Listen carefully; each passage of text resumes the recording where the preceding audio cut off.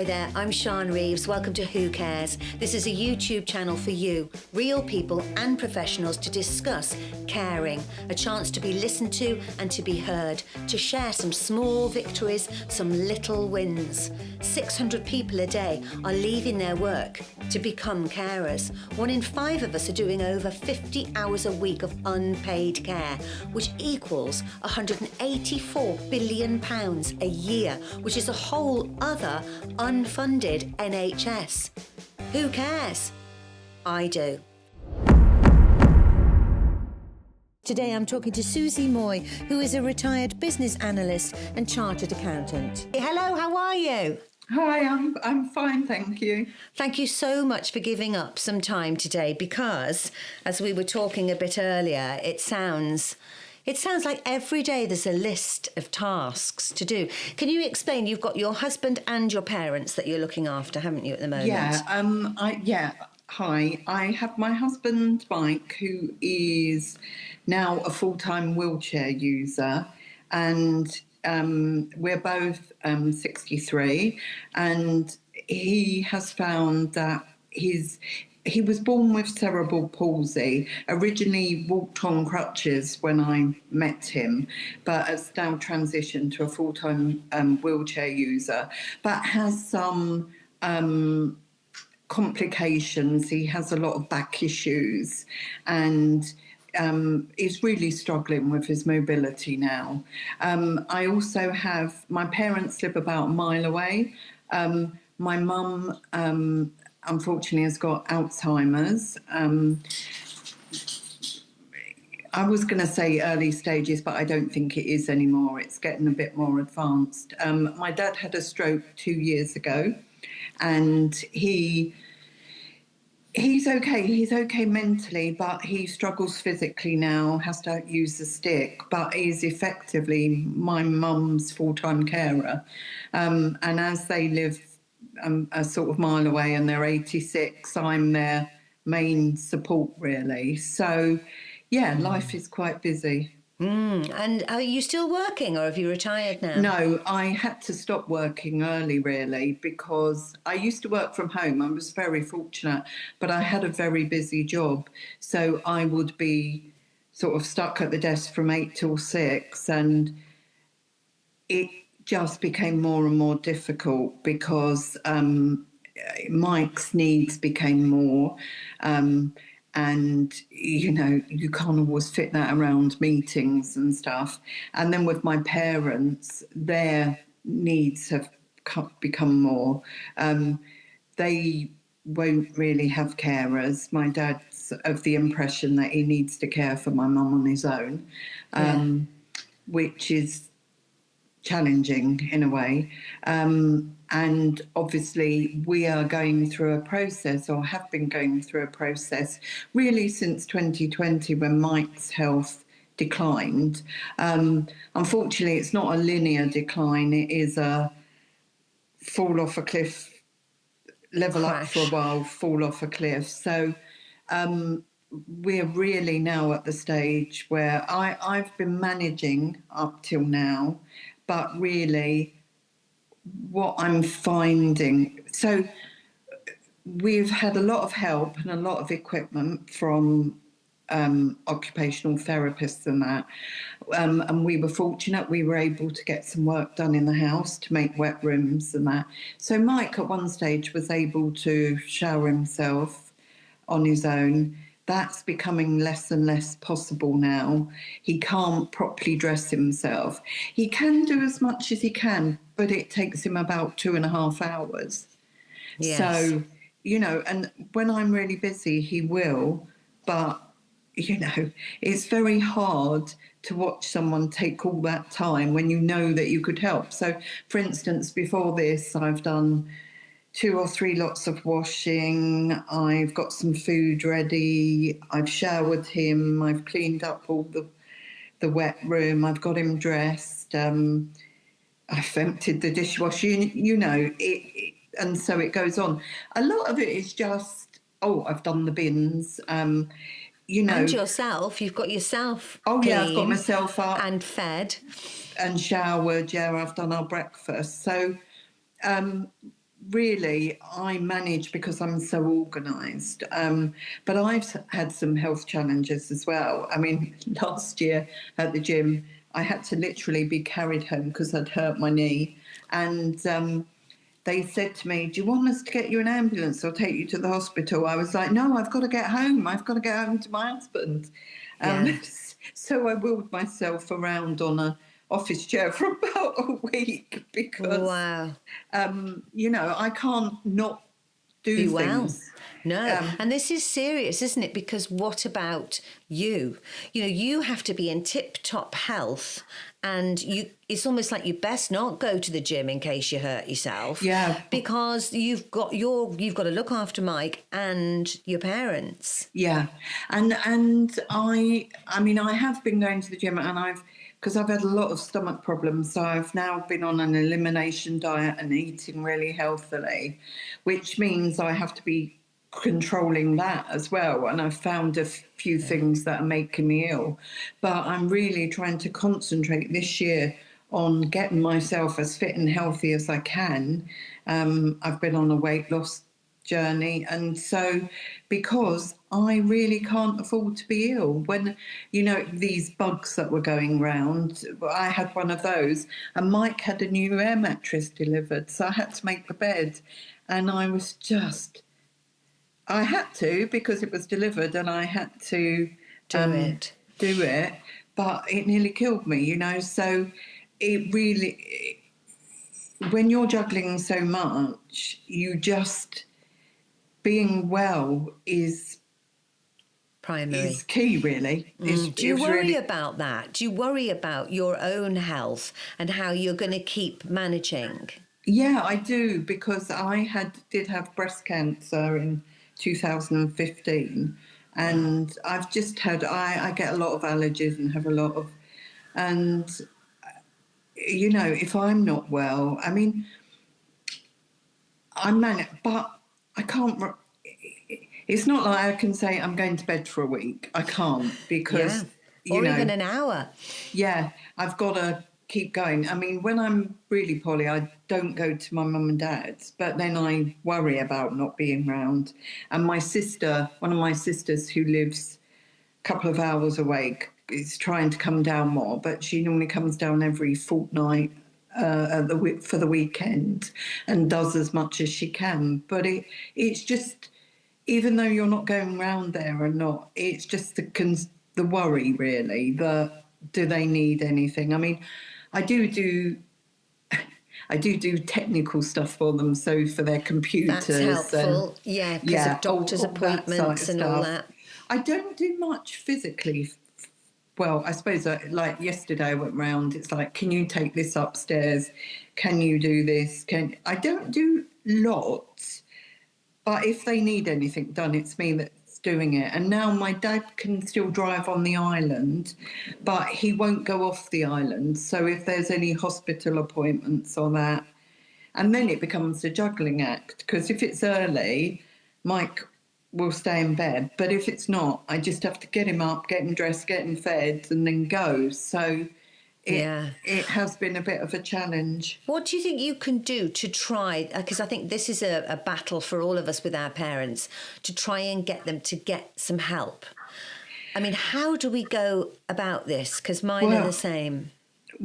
I don't think you can really, because obviously we have been going through a process where we're looking potentially to have carers for Mike and everything. So they're very aware of that.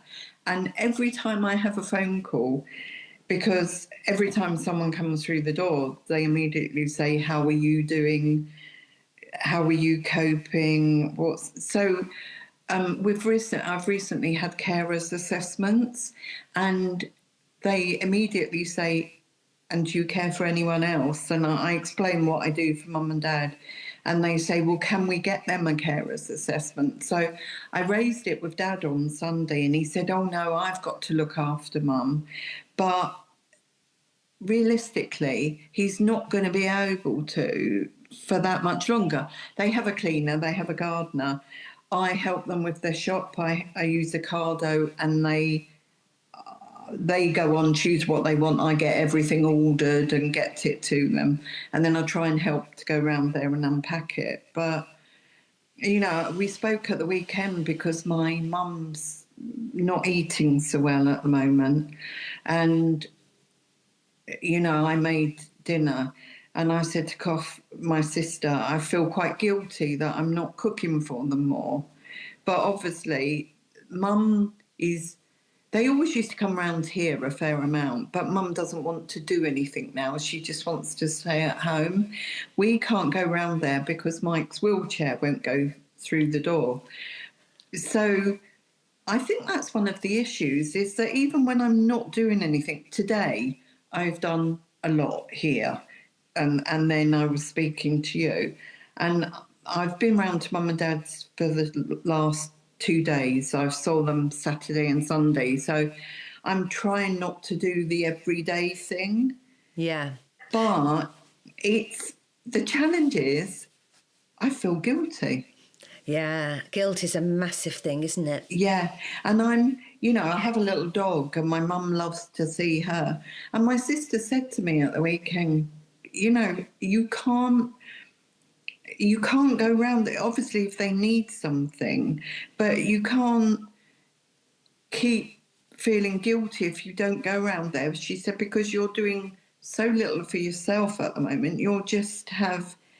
And actually, one of the things that I did do a couple of years ago is actually start seeing a counsellor. Ah. And was that your own, you thought, I need to do that? Yes, yeah. And although I could have got referred through, there was a long waiting list. So again, that's another expense. But really, it's been such a tricky couple of years when my dad had his stroke, and then with mum, and then with Mike's downturn, and me going from having worked all my life to being retired. Yeah. And that helps, and I go and see her every fortnight now. But one of the things she said to me is that really you mustn't, if you get help in to care for Mike, you mustn't just replace that with going to your mum and dad's. Going to my mum and dad's, And I know my sisters feel guilty, obviously one of them's in Brazil, she lives there, and she comes home twice a year for an extended period now. But I know they feel guilty, but if they are worried about mum and dad at all, or want me to try and get them to, they'll ring me. And I've had to actually start saying to them, no, you're going to have to ring mum and dad, because I try, The trouble is, when you're in a caring role, and I think this is, I'm in a caring role for my husband, and that has struggles as a husband and wife, because, your main relationship can become subservient to that, and it can become all encompassing, and really with my parents it can end up that I'm going round there and just nagging them all the time, like Dad, Mum needs to go to the doctors, and at the moment she's got various symptoms, and we think it could potentially, I've been reading up, it could be potentially Alzheimer's medication. So that's, it's a constant push. Yeah. And in the end, I can end up feeling all I ever do is go round and say, you need to do this, you need to do that, we need to do this. Yeah, whereas, and I don't want to do that, because my sister that lives in Brazil FaceTimes them every day, and and she's really consistent at that. But when you're on the spot, it's me that does things, just Absolutely. little things like our gardener retired. I had to organise them another gardener. They've got a door has broken. I've got to get somebody in to do that. It tends to be me doing that, which is interesting, because my dad, all of our lives, has always been the one that's done work in our houses, done he's stuff. He's been the fixer. Yeah, and it's difficult to sort of flip that, because he still wants to be our dad and doesn't want to be told what to do all the time. Yes. And is an adult and an autonomous person. But this ends up being my role. So it's just difficult trying to get that right balance from, because, to stop people being really digging their heels and saying no. So I might gently suggest stuff, but until he's ready to have the carers in, they had to, when he came out of hospital from his stroke, he was in rehab for about 5 weeks. The only way they would let him out was with carers. And they allowed that, did they? Well, they allowed it, but the carers really didn't do anything for them. They were just really coming and checking up and that, Like, now my poor dad does everything. And there's a lot to running a house. Cleaning, washing, food, even just managing that without bills, without sorting out the bills, which I presume perhaps you do online for them. Well, my mum, see, this is another thing. My mum had always done the online shopping, and then we were finding she would be she'd order things, they wouldn't get what they want. So my dad helped her with that, and there was a lot of resistance that caused quite a few arguments. Because it's a job, Yeah. And now the problem is she does all the finances and she does the bank, and she's getting less and less capable. So what tends to happen is, rather than my dad taking over, he'll ring me, or when I go in, he'll say, "Oh, Suzy, what did you need to do?" So, like, she constantly deletes payees, and I have to go and put them back on and that. And but I think as well for them, because they're older, it's different. Where we have the benefit is Mike has had a bit of a cognitive decline, but on the whole, he's very capable, and he's very computer literate and does a lot of stuff his own. My mum and dad now, I think my dad feels a bit vulnerable, like he keeps getting scam emails and I keep having to look at them. I mean, he's quite good when people phone him up. He rings me. But that's a big worry, I think, technology. It's come on so quickly. Even I'm sort of galloping to keep up, So I totally understand them being worried about emails, worried about paying things online and all of that. But so maybe with Mike, because he can ring people himself, he can agree with you. Perhaps he's in a stage where he might say, yes, let's get some help in. Yeah. That you have a better caring conversation with Mike. Yeah, I mean, Mike is fully aware. I mean, he has once said to me, "I'd never have married you if I knew you'd have had to do all this for me." I think because, I married a disabled man. I knew he was disabled. I don't think, we didn't expect, with people with cerebral palsy, he's had some physical challenges from it, but he doesn't have any speech, any mental challenges and that. But his problem is really the scoliosis in his back now has got so bad it really affects everything that he can do. And the reality is that people with ageing, with some of these diseases, it's all new to everyone. One of the occupational therapists said to Mike, normally we see people with your sort of disabilities when they're about 40 for wheelchair help. He went to almost 60, so he's gone. But I think we have a different attitude to it. We are now going through the process of potentially having carers coming, and we're having assessments, and we're going through this, and we are a bit trepidatious because Mike said, well, I've never, he's been in hospital where he's had to have things, but he's never had someone other than me. Yes.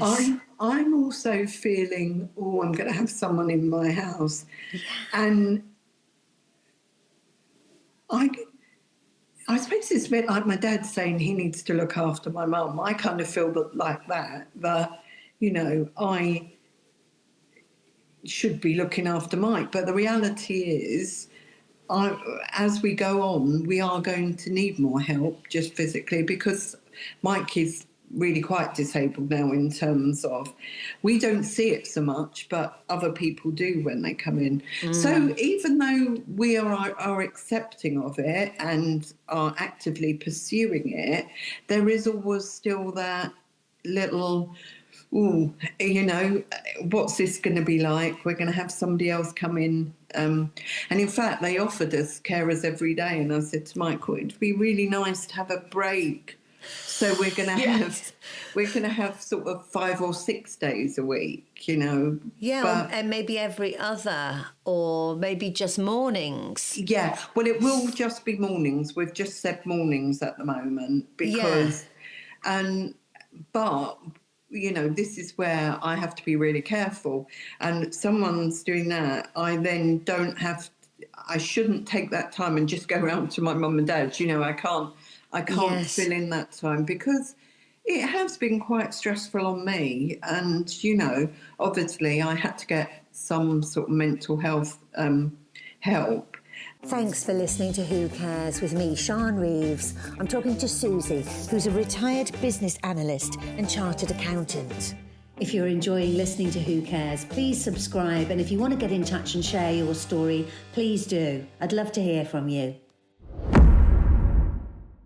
It's interesting though, because I think for instance, when Mike really had the downturn in 2020, he went to the doctors, spoke to them, and they were really great. They referred him to the local occupational therapist to come in and assess the house and everything. And they also referred him to the wheelchair service. And the doctors, which we didn't appreciate, also have people, a dedicated person that will help you fill in any. They helped my mum and dad for their blue badge. And they suggested attendance allowance, and they'll help you fill in the forms and everything. And we're now having to move from disability living allowance to PIP. Now, Mike rang them himself and was able to do a telephone interview and then they send you a form and you have to do it online. Well, that's okay for Mike. He can do all of that. Yeah. But even so, because we were referred by our occupational therapist, I've been having care assessments. And as part of that, they have then said, oh, there's people that can help you with this. And so there is lots of help out there, but it just is really getting linked in with it. And usually we've found the GP as a first source is really good. And then they'll refer you on. There's Essex. So because we're in Essex Social Care, and they've also got in contact with the carers support people for me as well, to put in place emergency care if anything happens to me, care line. And also they were even talking about, well, they've got this new fund. They want to pay for me to do something to spoil myself. Oh, wow. So they have, I think she said it's about £200. Would you like to do something, have a massage or... Because I think they're fully aware now. And also they've referred me, there's a carer support group on the island, which I have to say I knew about, but I've never got there. But I am going to go now. Perhaps. But they are really keen on supporting carers, because if they don't, people are going to end up needing full-time care, which is hugely expensive. So I think it's definitely helped us that, one, we're of the age where we don't see having carers as a failure, invasion. As well, of your privacy. You're a bit more open to go. That would help Yes. rather than be frightened by it. Yeah, so we are, but also Mike can advocate for himself quite a lot. And I Yes. think that is the issue, that when you're in the midst of it all and you're really struggling and just managing the day to day, if it is someone like my dad my mum who's got Alzheimer's, my, sorry, Well,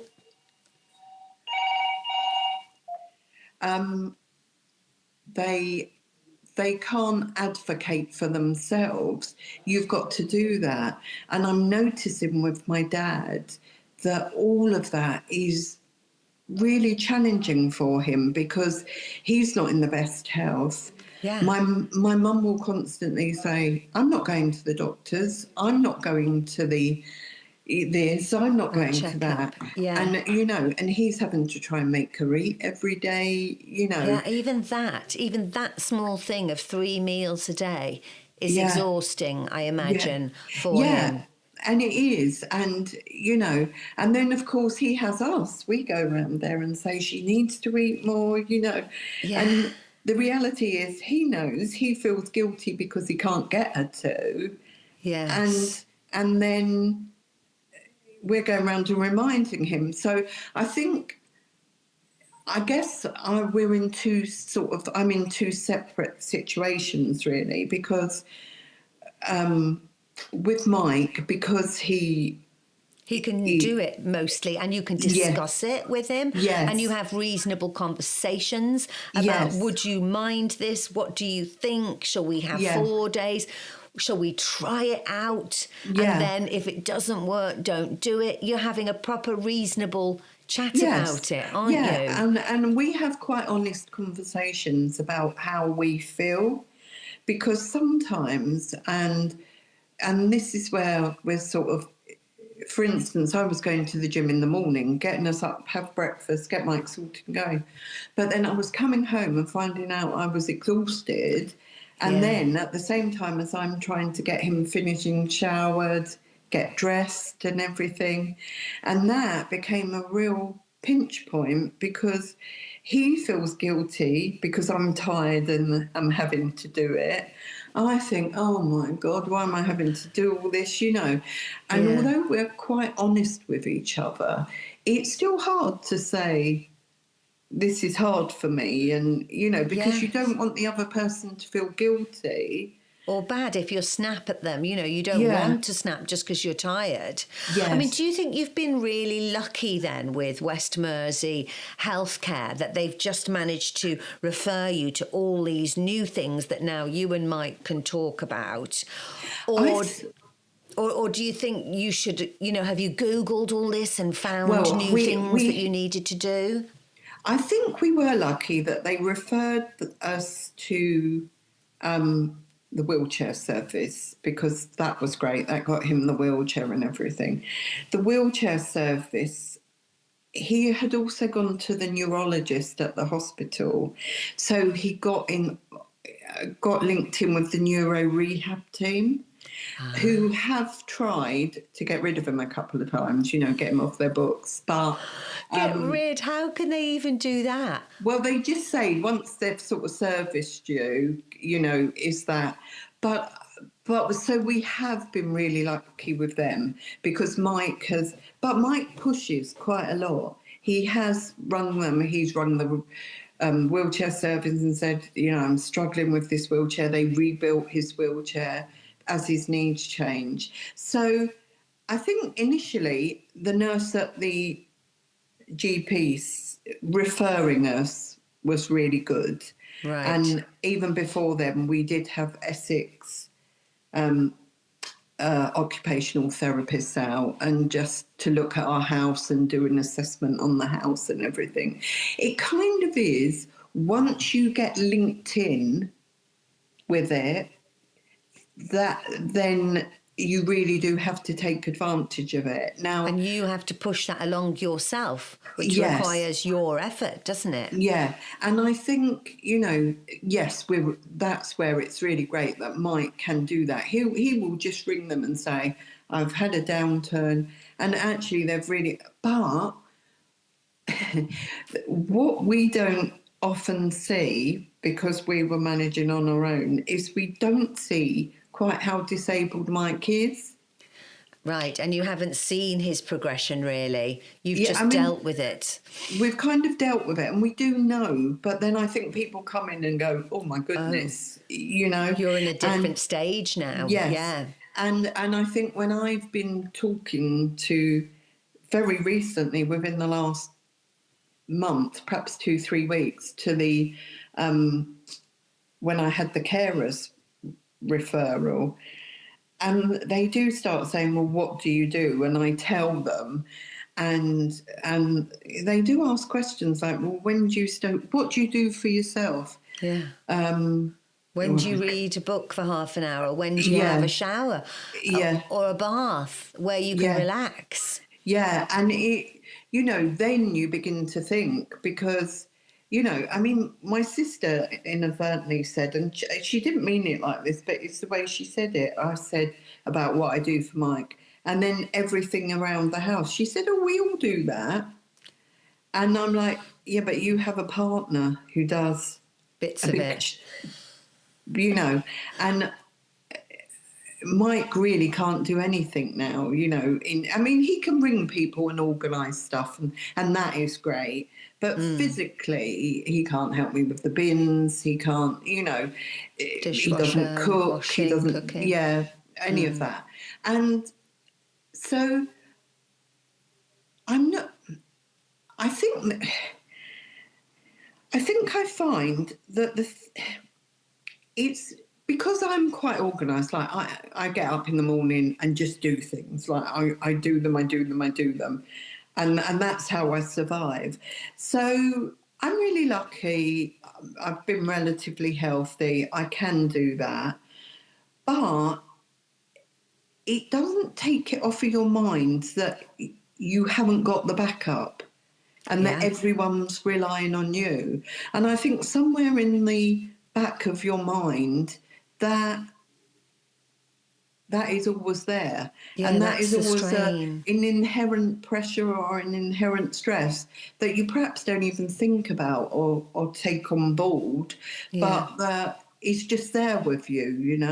I mean, I Yeah. do dread being ill. It's just I dread the fact if I ever have to go to hospital, or What, you yeah. know What would happen to because what Mike? will I do? So I think as we're going through this journey, I think we've just, for our own survival, really, and Mike watching me doesn't want me to be drowning. So Yeah. we've walked into, okay, they're offering us that support. Perhaps it is time to think about carers. Let's just have them for a big task during the day at the moment, once a day, Yeah. 5 or 6 days a week, And see how it and see goes. how it goes. Because, we're now retired. We thought we'd be travelling. We thought we'd be, and realistically now, Mike can really only sit in his wheelchair and the specialist chair, and Right. we need a profiling bed. Yeah, so you With can't go and stay anywhere. we did look at a sort of respite place that had all those facilities and would even provide carers. Then they shut because, most of these places are charities. Because if you pay, what is the commercial going rate? We have found a cruise company that, well, it's a travel company that will put you on cruises, but they'll provide equipment on the cruise and carers if necessary. But Wow. you're talking 3 times the cost of a cruise. Yeah. So for most people, that might be a one-off, you save up for it, but that is not It's the impossible for reality of most. every day. So Yeah. So there's no escape, is there, for you? That's the thing. You no, I are, mean, we're really fortunate. We live in a really nice part of the world. It's quite close to the estuary. It's not the sea, but we've got beach. And actually, there is somebody, a young guy down here who's set up an accessible beach hut. Oh, And wow. has got equipment. It's called the Beach Hut Company. He's autistic himself, and you can hire that. But also, people that are on benefits or with children and are struggling, with disabled children, they have days sponsored as well, so people can tap into that. And he's just starting a caravan with all the, Oh, wow. and he's got grants and so there are things around, and so we're very fortunate. We don't live in the middle of A the city. city. We have a Yeah. garden. Yeah. You can We're walk to we're places. also very fortunate that we have mobility. So we have a wheelchair accessible vehicle, Right. which is really now the only way Mike can get out. And because of the size of his wheelchair, even some of those don't work. So when ours broke down, they tried to get us a replacement and couldn't, because some of the ones they had weren't wide enough. Wow. But we are very fortunate with that, because that enables us to get out. But the reality is, when it's pouring with rain and you have to get someone hitched in a wheelchair accessible vehicle, you both end up soaked. And then if Drenched. you go somewhere, you're both wet. So I think Yeah. our lives are much different to how we thought they'd be. Perhaps we thought we might be travelling a bit more when we retired.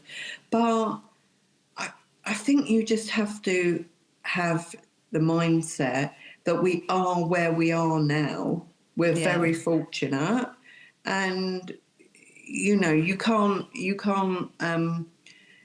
live on what would be. You have to live on what your situation is now. Try and get help. Try and make the best of it. And there is help around, and it's sometimes difficult to get, and you sometimes have to be very persistent, but also you have to be willing to take the help when it's available to you. We also have a family friend who's 96, still living on her own, ended up in hospital. I had to call an ambulance because she had a fall and had been in bed for 3 days. She then was sent out with carers and then said she doesn't need them anymore. I mean, And what do you... Yeah, sorry. you cannot convince her that she does need them. It's dangerous for her being down there. My dad used to do quite a lot for her, but now can't physically. And to be honest, has kind of got fed up with it, because she won't have carers, but she'll get him doing stuff. And he he's hasn't got the eight. time now. No, and he's on his mobility. He doesn't feel well. He's 86. He doesn't need. Yes. And I mean, what do you think we could do? I mean, what do you think the answer is to, getting people to just pop in for an hour a day to someone over 85, say's house, to say, I've made you 3 meals for the next 3 days. Eating is a massive thing, isn't it? To make sure nutrition, please eat something, because then you will feel better and you'll have energy to do things. How do we get our independent parents? It's easier to help a friend than a parent, I think, because there's none of these roles in place. I think the problem is with a parent is it's a tricky relationship, isn't it? Because they have been your parent all your life, and you're the baby, and and it's hard. I mean, my dad, for instance, has always been very able all his life. When in his 70s, he was doing, if I had anything to do in the house, he'd come and help, and and then he had a real decline. I don't think lockdown helped anyone. Yeah, I agree. Mum and Dad didn't. My mum's got breathing issues, so she didn't go out a lot. So where they had been going out a lot, they weren't. When it opened up, they did start. But I think for a lot of people, that had an effect on their health and everything. But I think, the trouble is with the generation, I'm talking about people in their 80s. They were always brought up that admitting you were feeling ill, admitting you needed help was a Was weakness. weakness. Yeah, I agree. And actually, we've had that challenge. I mean, although Mike was a crutch user, if we went out anywhere major, we'd use a manual wheelchair, and just, well, my mum can literally, when she was still going out and everything, could barely walk round a shop. So we'd go there and she couldn't make it round. And I'd say to her, I'll take the wheelchair, Mum, and she wouldn't. Wouldn't get in it, yeah. Because now my dad was similar, but since my dad's had his stroke, now when I take him to the hospital, it's not a question. We go in we take the wheelchair, because it's a long. If we can't get parked in some of the disabled space, it's a long way to walk. Yes, and he can't manage it. So he's come to that realisation, but it's having carers in your house. And I understand, because we're facing this, having people, and it is difficult because we've had assessments and people, and they ring you and say, can we come tomorrow? Or you've got equipment coming tomorrow, or, because of how busy they are and how challenged they are, it really is done on all of their time. And you kind of have to be accommodating where you can. There have been times when we've had to say we can't do that. But, you do. So it does become, it can almost feel like stuff is happening to you rather than you're in control of it. In control and autonomous. And how suits you with your house and whether you're tidy. I mean, letting people come in and assess you, again, is very, very difficult, isn't it? But it seems like you're in the mindset, you and Mike, to be able to allow that, because you still have a choice, I think. Yeah. And if you didn't, then it's harder. And I think we've experienced that actually these people are only trying to help. They're only trying to do the very best for you. Yes. They have loads of challenges and there are real difficulties, and they do. I know people of it. I was talking to somebody yesterday who's got a disabled aunt who needs night care, and they'd tried to take that away from her, and they'd had to really fight it. To keep it. So, and you hear the stories. I mean, Mike was always really worried about going on PIP, because you hear the stories of people being told no, Just explain what PIP is quickly for people who don't know. PIP is personal independence payment, and it replaces what was disability living allowance. And part of what the previous government had done was try to really cut down on that. It's really challenging, because all governments seem in this country, which is quite horrifying, have really targeted taking money away from people, not only on benefits but also on disability benefits. Now, we've all heard the tale of people saying, oh, he has a bad back but he's never worked, and there are some people, but there are a lot of people in real need who have had to go through appeals and reappeals. They've just had their benefits taken away. They've been told they're fit to work when their doctors have told them they can't, So there has been a lot of challenges around it. But a lot of the people within social services and that will move heaven and earth to get you help. And also they realise that for us in our situation, the alternative to me not being able to cope is that potentially Mike could end up in full-time care. Yeah, so they want to keep you well. So it is they really are incentivised to keep you. So I think if you lock into that mindset that people are there to help you, go through all the processes. I mean, I've had to, as a carer recently, I had 2 telephone interviews. One was best part of 2 hours. One was an hour. They do ask you a lot of questions, some of which people might consider invasive. And there are lots of processes you have to go through, but you have to engage with them. You have to seek out the help in the first and let people help you. And I think that is the real challenge, and there is no simple answer. If my parents don't want people in to help, there's nothing we can do about it. We've even said, well, how about someone private so that you can set the time and choose set the what person. you want? Yeah. But my dad's attitude is, no, it's my duty to look after you, your mum. Yes. So I think it's hard as well to let people in. I mean, you sound like an amazing person who's managing and juggling so many balls. I don't know how you are managing it. And but your tips that seem to be coming through are allowing people to help, really engaging with people, pushing forward.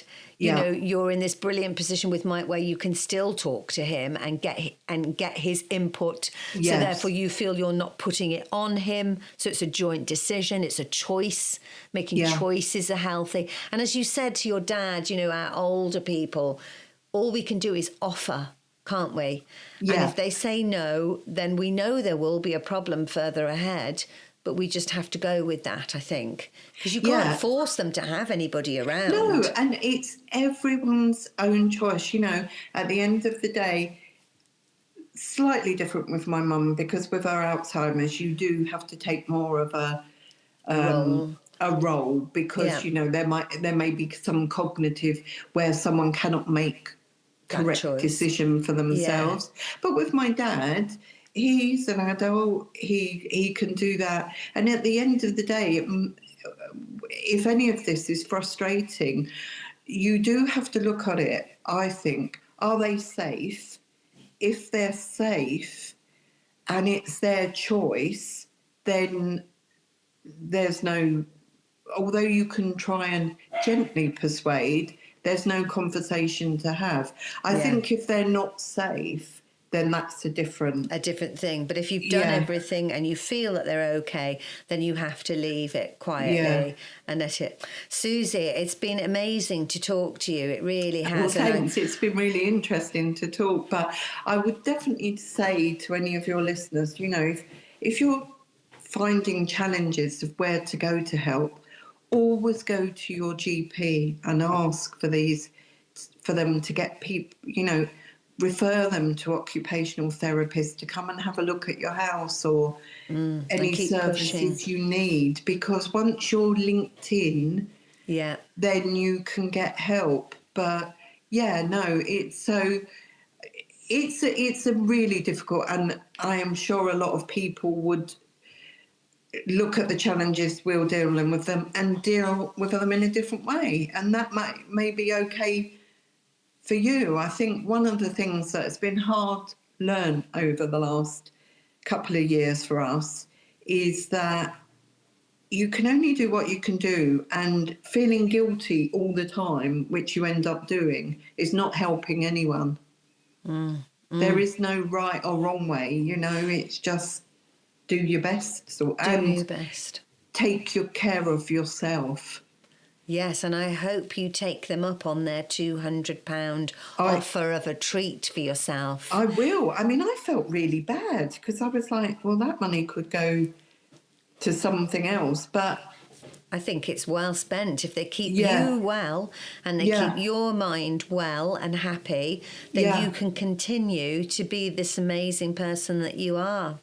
Oh, Suzy, thank you so much for your time. You've already done 100 tasks this morning and you said you'd speak to me, so thank you. And I'm sure loads of people will get a lot of nourishment from listening to your very sort of measured thoughts about how to deal with it. I think it's really healthy.